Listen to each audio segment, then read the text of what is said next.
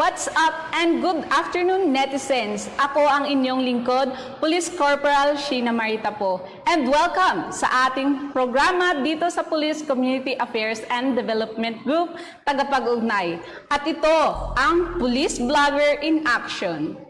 Dito ay ating matutunghayan ang iba't ibang vlogs ng ating mga vlogger na pulis patungkol sa mga aktibidad, advokasya at buhay ng ating mga police vlogger at ng ating mga kapwa-pulis. At para sa ating episode ay makakasama natin si Patrolman Rogelio Aspa Jr. mula sa Aviation Security Group.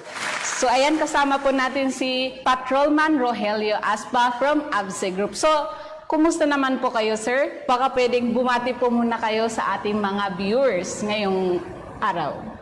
Hello, magandang hapon po sa ating mga tagapag-subaybay sa ating programa sa hapon na to. Kumusta po kayo at ingat po kayo dahil mainit po ang hapong ito. Ayan, tama, sobrang init. So, stay hydrated po sa ating mga viewers ngayon. So, maaari niyo po bang kaming bigyan ng short background kung sino po ba si Patrolman Aspa? Ako po si Patrolman Rogelio Bokbok Aspa Jr. mula sa Bicol at ako po ay isang police vlogger ngayon at at the same time ako rin po ay isang fitness coach. Ayan, so taga Bicol pala si sir. So, ayan, baka pwedeng batiin mo muna yung mga viewers natin from Bicol. Hello po sa mga tagapag-subaybay natin mula dyan sa Region 5. Kumusta po kayo, ating mga kababayan? Ingat po kayo dyan at napakainit po talaga ng panahon.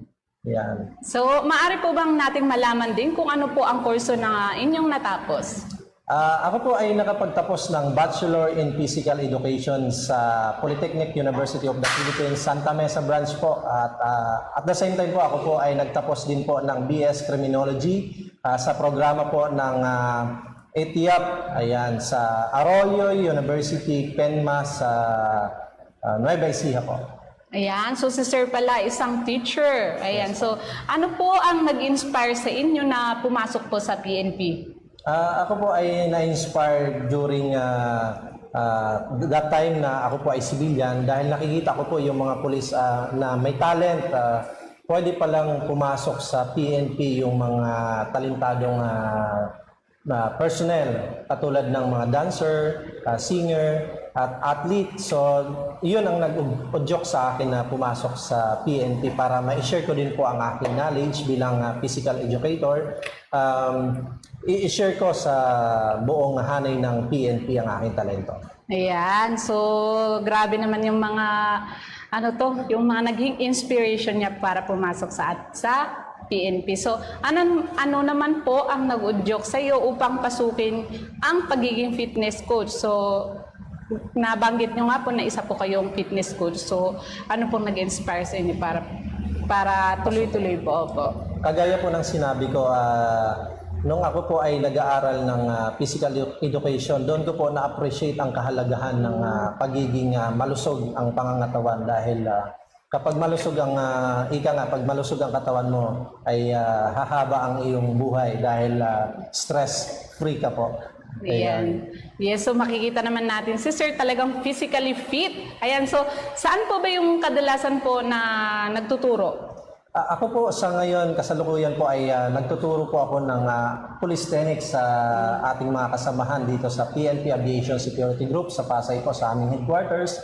Ako po ay nagtuturo ng police techniques at the same time po naimbitahan po tayo sa mga barangay na magturo din po ng dance and fitness kasama ang ating mga personnel ng RPCADO NCR ng PICAG na magturo sa ating mga eskwelahan at barangay na nag-i-invite sa atin. Ayan. So, at the same time, habang po kayong nagtuturo sa mga barangay natin, nag-i-engage din po kayo sa community. So, sobra talang nakakatulong din sa PNP organization. So, anong naitulong ng pagiging fitness coach sa ating organization at sa iyo bilang isang pulis? Ayun, sa tingin ko may naitutulong naman ako sa ating organization dahil ako po ay nagtuturo ng police techniques at the same time po ay na-advisean ko rin po ang ating mga personnel, lalo na yung mga busy nating personnel na mag-watch out sila sa kanilang fitness goals at para hindi nila mapabayaan ang kanilang trabaho, dapat maging physically fit ka at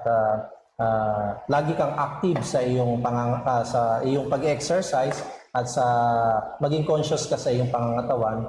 At ang laki nang naitulong sa akin bilang isang fitness coach sa aking trabaho dahil maliksi sa araw-araw na gawain. Ayan. Kumbaga, active na active. Yes, ma'am. Active na Ayan. active. So, bukod sa fitness coach, napag-alaman po namin na kayo ay player ng PNP football team. So, saan po ba kayo naglalaro ng football po, sir? Ayun, so yung PNP football team po ay nabuhay ulit po during our time ng AFP PNP PCG Olympics noong 2022 po. Tayo po ay nakapaglaro doon sa sports complex dito sa Maynila. Nakapaglaro po tayo ng AFP PNP PCG Olympics. Saka sa maang palad, hindi naman tayo nag-champion pero at least naipakita natin yung talento na meron ang PNP. Ayan, pagdating sa larangan ng football. Ayan, so as you can see, more on physical talaga si sir. Kumbaga Yes, sa ma'am. mga palakasan. Yes, talagang fit na fit si sir. Kumbaga nasa labas yung mga activity niya, mga football, soccer, and mga fitness, ganon. Yes, So, ma'am, tama po. ayan po. So, thank you so much sir sa sobrang nakaka-inspire din. Dapat talaga.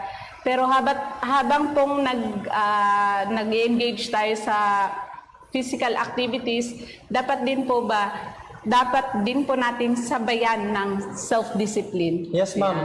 Katunayan po, ako po ay dinidisiplina ko po yung aking sarili pagdating po sa mga pagkain. Hindi po ako basta-basta kumakain ng marami dahil ayoko rin po na maging maging lumaki yung aking katawan dahil mapapabayaan ko na po yung aking pangangatawan.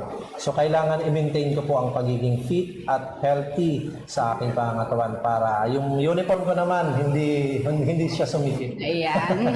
Yun po. So, baka may nais po kayong batiin, mga family, co-workers, at baka may mga gusto po kayong pasalamatan. Ayan, maraming salamat po at nais ko lang pong batiin ang aking family at ang aking mga anak at ang aking asawa na nasa likod ko lagi kung ano po ang achievement ang meron ako at kung ano po ang nararating ko.